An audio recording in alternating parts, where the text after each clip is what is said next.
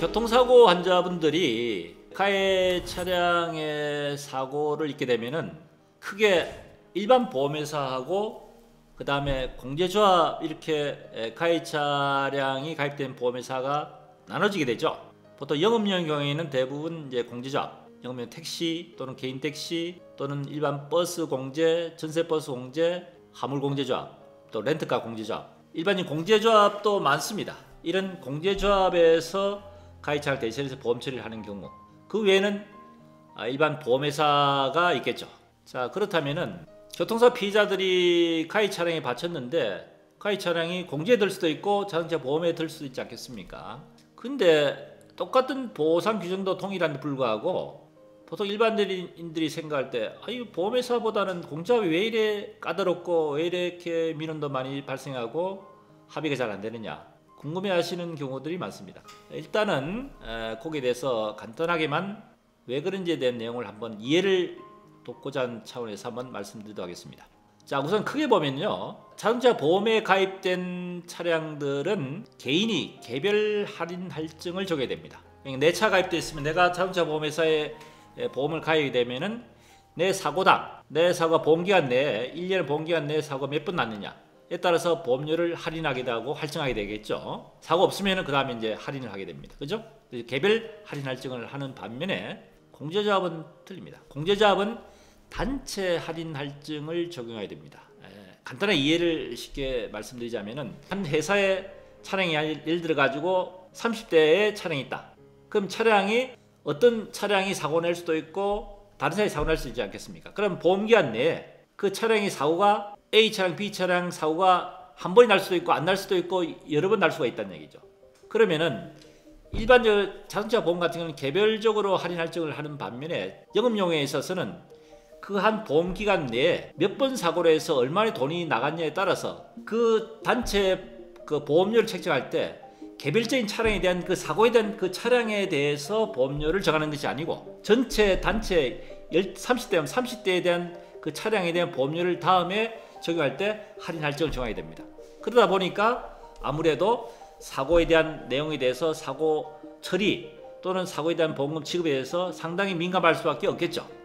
사고 건수, 보험금 지급에 대해서 단체적으로 사고 많이 발생하고 보험금이 많이 나가면은 그만큼 전체 보험료가 개별이 아닌 사고 난 차량에 대한 개별 할인이 아닌 단체에 대한 할인으로 할증을 적용하기 때문에 그렇습니다.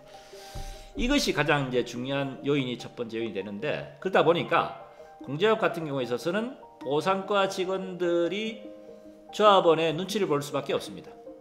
왜냐하면 사고가 났을 때 단체 할인 할증을 적용하다 보니까 조합원들이 개입할 수밖에 없는 거고, 웬만한 사고들은 조합원에서 보험 처리를 하지 않고 그냥 합의를 종료한다든지 또는 담당 그 조사관한테, 경찰 조사관한테 어떤 식으로 뭐 로비를 한다든지 또는 합의 안 돼서 보상과 직원들한테 이 건에 대해서는 이렇게 장애를 인정을 뭐 좀 적게 하라든지 이런 식으로 모든 사건에 대해서 개입할 수밖에 없는 것이 실제 내막은 단체 할인 할증에 대한 원리 때문에 그렇다는 이야기입니다. 일단 이해가 되시죠? 그 다음에 또 한 가지 문제가 뭐냐면은 공제조합은 대부분의 그 직원들 채용할 때 공채보다는 특채로 주로 많이 채용합니다. 그리고 공제조합의 직원들은 지금은 모르겠지만 예전에는 보면은 거의 조합원사의 회사의 가족들, 친지들을 많이 채용을 하게 됩니다. 그러다 보니까 일반적으로 일반 보험회사에 들어오는 공채에서 들어온 직원들이 보다는 회사에 대한 압력, 공제조합이라는 그 조합에 대해서 압력이라는 눈치를 많이 볼 수밖에 없는 거고, 그리고 아니라는 사고를 가지게 되고, 특히 공제조합이라는 단체는 정년까지 특별한 사고가 없으면 정년 보장이 되는 그런 어떻게 보면 철밥통의 회사라 보실 수 있습니다.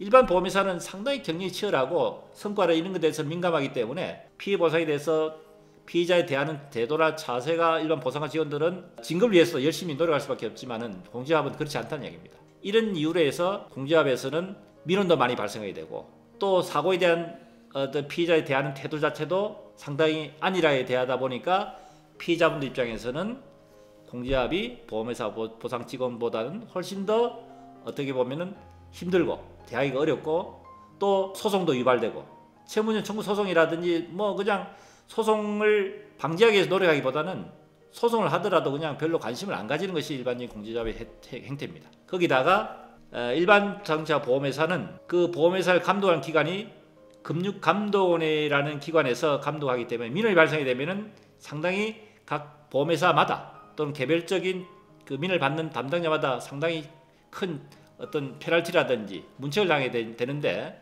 반해서 이 공제업은 금융감독원이 아닌 국토해양부라는 기관에서 관할 하는데, 거기에 대한 부분에 대해서 민원 제기하더라도 어떤 민원을 받는 데 대한 어떤 그 책임을 묻는 데 대해서 굉장히 느슨하다는 얘기입니다. 이것이 결국 민원과 소송을 유발시키는 원인 중에 하나가 구조적인 문제도 있다 하는 것도 참고로 말씀드립니다. 오늘은 보험회사와 공제조합에 왜 여러 가지 문제점에서 차이가 있는지 이런 부분에 대해서 한번 이해를 돕고자 하는 차원에서 간단히 한번 살펴본 시간이었습니다.